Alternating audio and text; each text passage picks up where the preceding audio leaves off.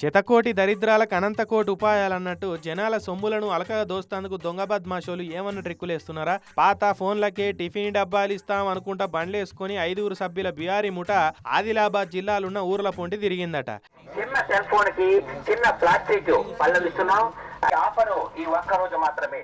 ఇక ఈ బండ్లకు మైకులు కట్టుకొని ఊర్ల పొంటి పోయి వాడి పడేసిన పనికి రాకుంటైనా పాత ఫోన్లు కొంటాం, టిఫిన్ డబ్బాలు ఇస్తామని చెప్పిర్రు.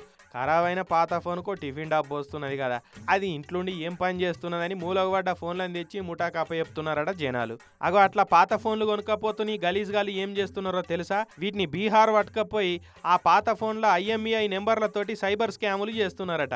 అంటే ఆన్లైన్లో అకౌంట్లు ఉడిచేద్దా అందా చేస్తున్నారన్నట్టు. సైబర్ క్రైమ్ల నేరాలు అయినప్పుడు ఫోన్లలో IMEI నెంబర్ చూస్తే అవేమో లోకల్ అడ్రస్లు చూపిస్తున్నాయట.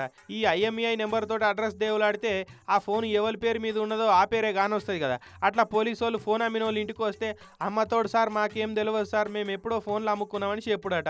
గట్టెట్లా మీరంటే పనికిరాని ఫోనే కదా సార్, టిఫిన్ డబ్బాలు ఇస్తామంటే ఓ వస్తున్నది కదా అని అమ్ముకున్నాం సార్, మాకేం తెలియదు సార్ అనే వరకు పోలీసు వాళ్ళు సైబర్ దొంగల తెలివి చూసి స్టన్ అయిపోయారట. మీకు టిఫిన్ డబ్బాలు ఇచ్చి అలాడ కోట్లు గొలగొడుతున్నారు తెలుసా అని జనాలకు చెప్పి ఇక ముఠా మీద స్పెషల్ నజరేసిరు.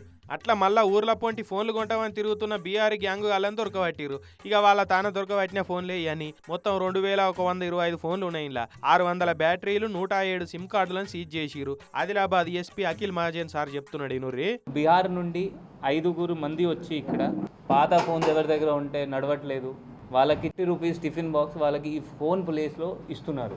ఆ బీహార్ పర్సన్ ఈ ఫోన్స్కి వాడుకొని ఆ IMEI నెంబర్ వాడుకొని సైబర్ ఒఫెన్సెస్ వీళ్ళతో వాళ్ళు చేస్తున్నారు. అందుకే ఎవడు పడితే అచ్చినోడు పుచ్చినోడు వచ్చి ఫోన్లు కొంటామంటే టిఫిన్ డబ్బాలకు గిన్నె గిలాసులకు ఫోన్లు అమ్మద్దని చెప్తున్నారు.